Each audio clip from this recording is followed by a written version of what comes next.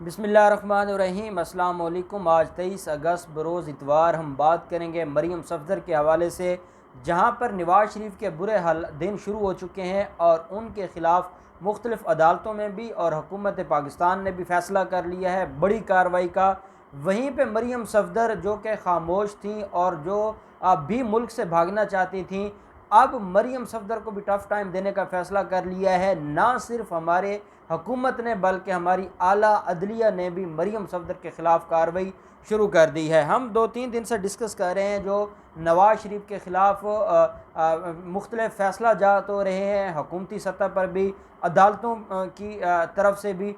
और अब जो कल एक डेवलपमेंट हुई थी वो मैंने आपके साथ शेयर की थी कि 1 सितंबर को 2 रुकनी बेंच बन गया है इस्लामाबाद हाई कोर्ट का, जो अपीलों को सुनेगा। जो अपीलें हैं नवाज़ शरीफ की, और नवाज़ शरीफ ने जो सज़ा, एक केस है जिसमें नवाज़ शरीफ को सज़ा हुई थी अल अज़ीज़िया रेफरेंस में, और उसमें 2 अपीलें हैं। एक नैब की अपील है कि सज़ा 14 साल होनी चाहिए, ये कम सज़ा है। सज़ा बढ़ाने की अपील है नैब की, और सज़ा ख़त्म करवाने की अपील है अल अज़ीज़िया रेफरेंस में नवाज़ शरीफ की। एक और अपील है और वो फ्लैगशिप रेफरेंस में है जिसमें बरी किया गया था और बरीयत के फ़ैसले को चैलेंज किया गया है नैब की तरफ से इस्लामाबाद हाई कोर्ट में। ये 3 अपीलें हैं जो सिर्फ नवाज़ शरीफ के ख़िलाफ़ हैं। ये 1 सितंबर को 2 रुकनी बेंच बना था और मुकर्रर हुई थी। आज एक और डेवलपमेंट सामने आ गई है और वो है कि मरीम सफ़दर, जिस केस के अंदर मरीम सफ़दर को सज़ा सुनाई दी गई थी, मरीम सफ़दर की अपील भी फ़िक्स कर दी गई है 1 सितंबर के लिए।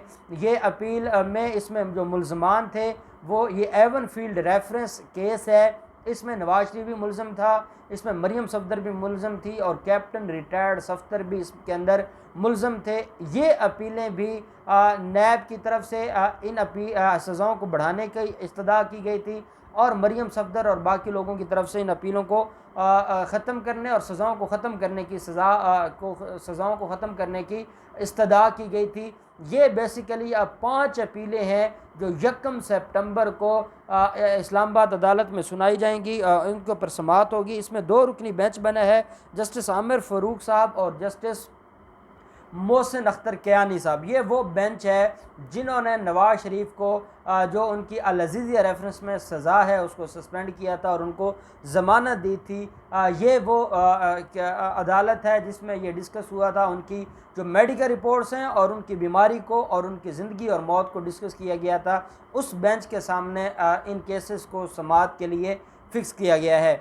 हम ये सोच रहे थे कि सिर्फ अल अज़ीज़िया रेफरेंस की हद तक, क्योंकि एक नया पिंडोरा बॉक्स खुल गया है और अल अज़ीज़िया रेफरेंस में नवाज़ शरीफ मफरूर हैं और उनकी ज़मानत ख़त्म हो चुकी है, तो सिर्फ अभी उन्हीं अपीलों को सुना जाएगा और नवाज़ शरीफ की जो ज़मानत है उसको डिस्कस किया जाएगा, उसको जो सस्पेंड की गई थी सज़ा, उस ऑर्डर को चेक किया जाएगा। लेकिन अब ये बात सामने आई है कि एवन फील्ड रेफरेंस में भी जो अपीलें हैं उनको समाअत के लिए फ़िक्स किया गया है।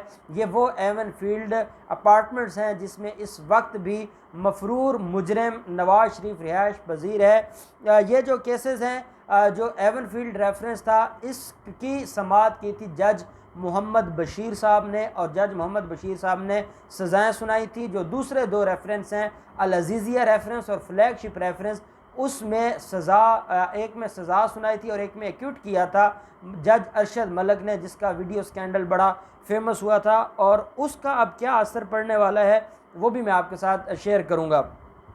29 अक्टूबर 2019 को 8 हफ्तों की ज़मानत दी गई थी अल अज़ीज़िया रेफरेंस में नवाज़ शरीफ को, और जो 6 जुलाई 2018 को शरीफ ख़ानदान के ख़िलाफ़ नैब की जानिब से दायर एवन फील्ड रेफरेंस का फ़ैसला सुनाते हुए इस्लामाबाद की एहतसाब अदालत ने साबिक़ वज़ीर आज़म नवाज़ शरीफ और मुस्लिम लीग नून के कायद नवाज़ शरीफ को 10 साल, उनकी साहिबजादी मरीम सफ़दर को 7 साल, जबकि दामाद कैप्टन रिटायर्ड सफ़दर को 1 साल कैद बामुशक्क़त का हुक्म सुनाया था।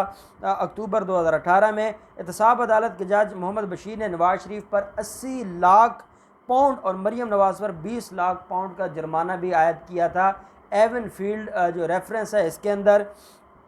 और साथ जो इसमें एहतसाब अदालत ने शरीफ ख़ानदान के साथ के ख़िलाफ़ ये फ़ैसला देते हुए ये भी फरमाया था कि लंदन में जो कायम एवन प्रॉपर्टी है जहाँ पर हसन और हुसैन नवाज़ और नवाज शरीफ इस वक्त रिहाइश पजीर हैं, उसको भी ज़ब्त करने का हुक्म दिया था और उसको बहक के सरकार ज़ब्त करने का फ़ैसला सुनाया था उसी जजमेंट के अंदर जज मोहम्मद बशीर ने। उसके बाद क्या होता है कि 19 सितंबर 2018 को हाई कोर्ट ने एहतसाब अदालत की जानिब से सज़ा देने का फ़ैसला मुअत्तल कर दिया था और उनको रिहाई का हुक्म दे दिया था। ये किस केस में था? ये एवन फील्ड अभी रेफरेंस में बात कर रहा हूँ। उसके बाद 22 अक्टूबर 2018 को नैब ने नवाज शरीफ और मरीम सफदर की रिहाई से मुतल्लिक इस्लामाबाद के फ़ैसले को सुप्रीम कोर्ट में चैलेंज किया था। सुप्रीम कोर्ट ने जो इस्लामाबाद हाई कोर्ट का फ़ैसला था उसको बरकरार रखा था एवन फील्ड रेफरेंस में, और उनकी जो उनका जो रिहाई है उसको बरकरार रखा गया था और उनको हर तरह से रिलीफ देने का हुक्म दिया गया था कि अगर उनकी सज़ा सस्पेंड हुई है तो वो सज़ा सस्पेंड रहे और उनको किसी तरीके से भी मज़ीद कोई परेशानी में मुब्तला ना किया जाए। उसकी वजह यह है कि उनकी अपीलें पेंडिंग है और जब अपीलों में फ़ैसला होगा तो अगर उनकी अपीलें कायम रहेंगी, सज़ा कायम रहेगी, तो वो दोबारा जेल में चले जाएंगे, नहीं तो वो बाहर आ जाएंगे। अब इसमें एक और चीज़ है, वो ये है कि जो नवाज शरीफ है उसको तो एवन फील्ड रेफरेंस में 10 साल सज़ा हुई थी और अल अज़ीज़िया रेफरेंस में 7 साल सज़ा हुई थी। वहीं पे मरीम सफदर को 7 साल सज़ा हुई थी एवन फील्ड रेफरेंस में। अब ये जो अल अज़ीज़िया रेफरेंस है इसमें नैब की जो अपील है उसमें नैब ने ये कहा है कि जो मुल्ज़िम है इसके ख़िलाफ़, नवाज शरीफ जो मुल्ज़िम है, मरकज़ी मुल्ज़िम है, इसके ख़िलाफ़ इसको जो सज़ा है वो 14 साल की जाए 7 साल की बजाय, और क्योंकि जितना इसने जुर्म किया है इसको हर हाल में जो मुल्ज़िम है, इसको मुजरिम है, इसको बड़ी सज़ा सुनाई जाए। 7 साल कैद बामुशक्क़त के अलावा इसको हम रिगोरस पनिशमेंट कहते हैं और ये बड़ी हैवी पनिशमेंट होती है। 7 साल रिगोरस पनिशमेंट है। वहीं पे जो अल अज़ीज़िया रेफरेंस में जुर्माना किया गया था नवाज शरीफ को, वो बड़ा हैवी जुर्माना था। 1.5 अरब रुपए रेफरेंस, अल अज़ीज़िया रेफरेंस में 1.5 अरब रुपए और $2.5 करोड़ तकरीबन 3.5 अरब पाकिस्तानी रुपए यानी लगभग 5 अरब रुपए से ज़ायद जुर्माना ऐड किया गया था अल अज़ीज़िया रेफरेंस में। ये उस एवन फील्ड के अलावा है। अल अज़ीज़िया जो स्टील मिल केस था उसमें 5 अरब रुपए के करीब जुर्माना किया गया और अदालत ने कहा कि वो जुर्माना भी मुल्ज़िम हर हाल में जमा करवाएगा और अगर वो जमा करवाएगा तो उसको रिहा किया जाएगा, नहीं तो उसको रिहा नहीं किया जाएगा। अब इन जो 5 अपीलें इनके ऊपर समाअत होनी है। एक बात आपने माइंड में रखनी है कि जो जज मोहम्मद बशीर है, अब कुछ लोग कह रहे हैं, कुछ इनके जो पार्टी के लोग हैं या कुछ वकला कम्युनिटी में भी कुछ कानूनी माहिरीन ये कहते हैं कि जज अरशद मलिक स्कैंडल के बाद अल अज़ीज़िया रेफरेंस में शायद सज़ा ख़त्म हो सकती है नवाज शरीफ की। For the sake of arguments जज अरशद मलिक ने इनको कोई रिलीफ दिया हो, जजमेंट के अंदर कोई ऐसी चीज़ें छोड़ दी हूँ, अपील अरशद मलिक ने तैयार की थी उसमें कुछ ऐसी चीज़ें आ गई हूँ।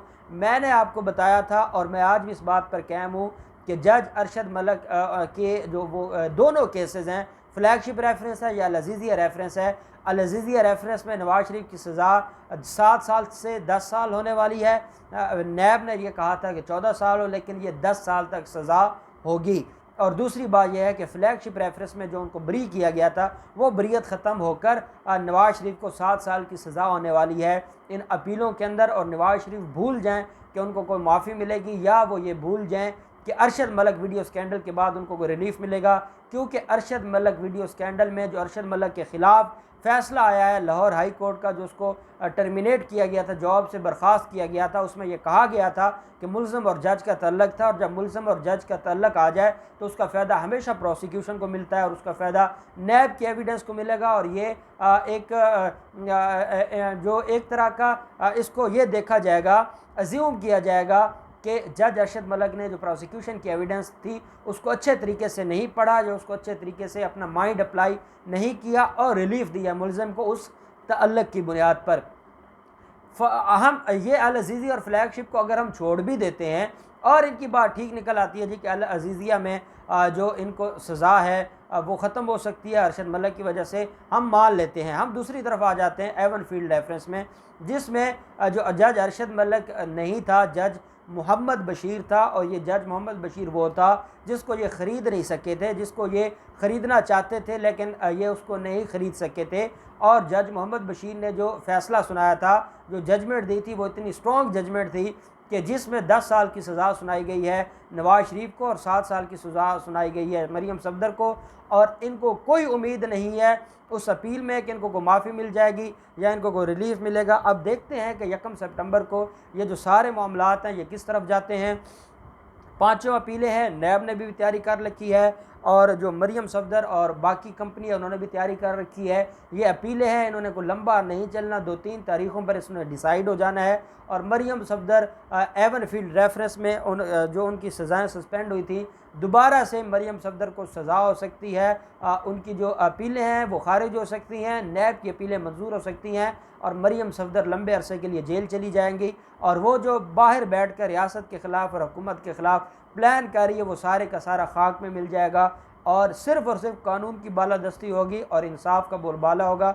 अब देखते हैं 1 सितंबर को जो भी डेवलपमेंट होगी पांचों अपीलों के हवाले से हम उसके ऊपर बात करते रहेंगे। अल्लाह पाक पाकिस्तान का हम नासिर हो। बहुत शुक्रिया। अल्लाह हाफ़िज़। पाकिस्तान जिंदाबाद।